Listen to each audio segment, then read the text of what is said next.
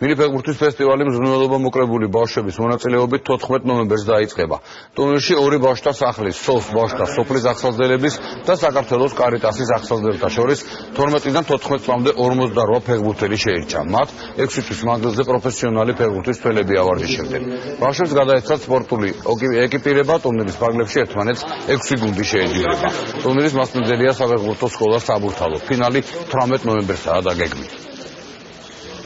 საერთებიან აღნიშნული ესე ვთქვათ მზრუნველმოკლებული ახალგაზრდები, რომელიც ესე ვთქვათ შემდგომში გააგრძელებენ ვარჯიშს საბურთალოს სკოლაში, რა თქმა უნდა წარმატებულ გუნდებს გულისხმობ და ვფიქრობთ, რომ მომავალში ეს ინიციატივა საქართველოს რეგიონებსაც მოიცავს. ვარჯიში მიმდინარეობს უკვე დაახლოებით 7 თვეა, ბავშვების მონდომება ძალიან დიდია, ასევე ძალიან დიდი მადლობა მინდა რომ გადავუხადო სპორტის და ახალგაზრდობის სამინისტროს და ასევე ფონდს მხარდაჭერისათვის, რომ ხორციელდება ეს გრანდიოზული პროექტი.